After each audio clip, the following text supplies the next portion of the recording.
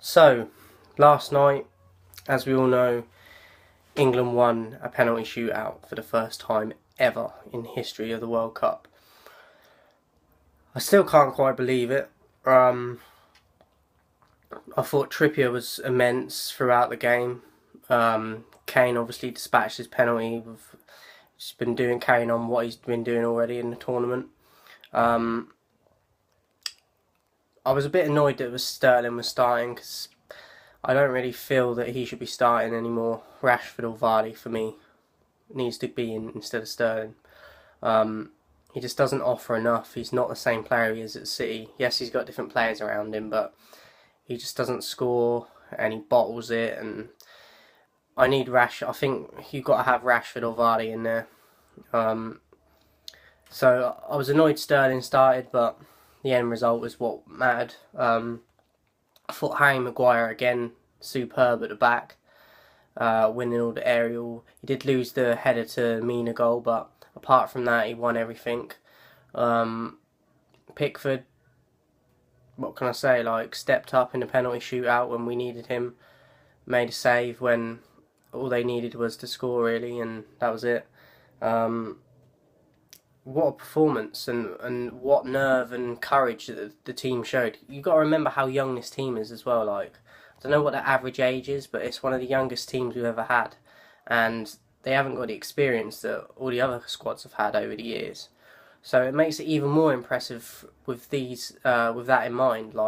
There's a lot that we overcame last night. And even if we go out in the next game, obviously I'll be disappointed, but the fact we've got over that hurdle of penalties, and we've won one, all them years of hurt they never will go away, but it makes it a bit easier now because even if we go out, we can say we've won a penalty shootout, and that's just fucking brilliant, to be honest. If you're not an England fan, you won't understand. If your team is a team that just wins penalties and puts them away, then you'll never understand the feeling and the years of hurt that us fans have had. So last night we witnessed history, and it's one of the best things I've ever experienced, to be honest. And hopefully this holds a lot for the future for us going forward in the next couple tournaments at least. All these players will gain experience and come around to the next tournament. Will have a lot more game time and more experience and potentially get further if they all stay fit and get that good understanding that they've had in this tournament.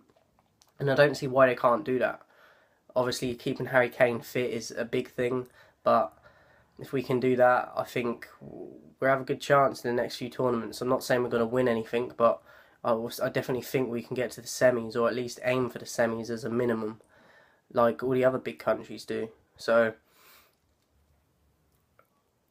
I'm not going to say we're going to win the whole thing because everyone's saying it's coming home, and I'm going to wait until we at least reach the final before I start getting excited about things, because it's a lottery and anything can happen. But the path we've got in the bracket of the tournament we're in, we probably never going to have this sort of run of games that we could potentially get to the final with.